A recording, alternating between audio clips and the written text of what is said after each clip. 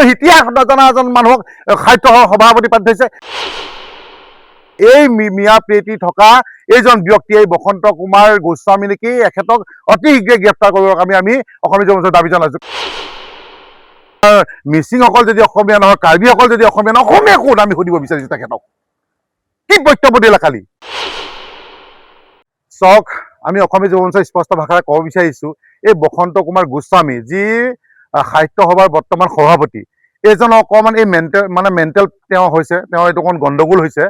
গতিকে আমি এটাই কথা ক'ব বিচাৰিছোঁ যে তেওঁ আমাক স্পষ্টীকৰণ দিয়ক বা তেওঁ অসমবাসী ৰাইজক কওক যে অসমীয়া কোন। যদি বড়োসকল অসমীয়া নহয়, আমাৰ মিচিংসকল যদি অসমীয়া নহয়, কাৰ্বিসকল যদি অসমীয়া নহয়, অসমীয়া কোন আমি সুধিব বিচাৰিছোঁ তেখেতক।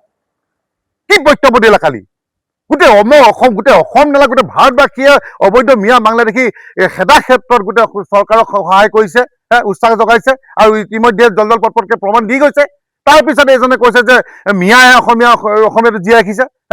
আৰু আমি কোৱা দেখিছোঁ যে শিৱসাগৰ, যোৰহাট এনেকৈ বোলে অসমীয়াবিলাক কম মাৰ্কছ পায়, আৰু বেছি মাৰ্কছ কোনে পায় তেওঁ দেখুৱাই দিয়ক। তেওঁ জানে নেকি? অসমৰ ইতিহাস নজনা এজন মানুহক সাহিত্য সভাপতি পাতি থৈছে। কিমান গুণী জ্ঞানী মানুহ এই সাহিত্য সভাত আছে।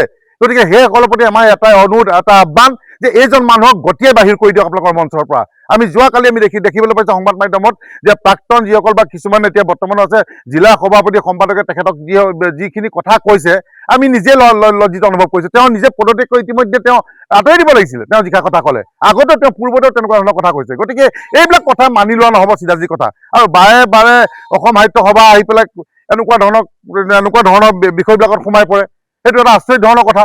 গতিকে চাওক, অসমৰ জনগণে আপোনালোকক অসম সাহিত্য সভা বুলি ক'লে এটা বেলেগ দৰ্জা দিয়ে, বেলেগ এটা সেই চিন্তাধাৰা আপোনালোকক লৈ লয়। গতিকে এনেকুৱা ধৰণৰ যদি ব্যক্তি আপোনালোকৰ মাজত থাকিবলৈ হয়, কিন্তু সাহিত্য সভা শেষ হোৱাৰ লগতে কিন্তু অসমখন ৰক্তাক্ত কৰি দিব।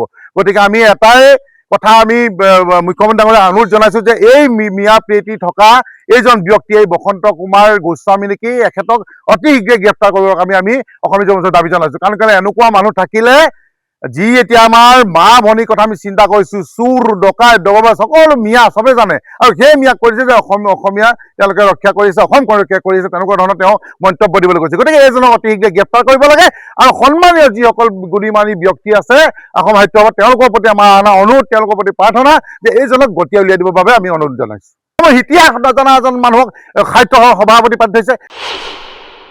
এই মিয়া প্ৰীতি থকা এইজন ব্যক্তি এই বসন্ত কুমাৰ গোস্বামী নেকি, এখেতক অতি শীঘ্ৰে গ্ৰেপ্তাৰ কৰিবৰ কাৰণে আমি অসমীয়া জনতাই দাবী জনাইছোঁ। মিচিংসকল যদি অসমীয়া নহয়, কাৰ্বিসকল যদি অসমীয়া নহয়, অসমীয়া কোন আমি সুধিব বিচাৰিছোঁ তেখেতক। কি বক্তব্য দিলে কালি?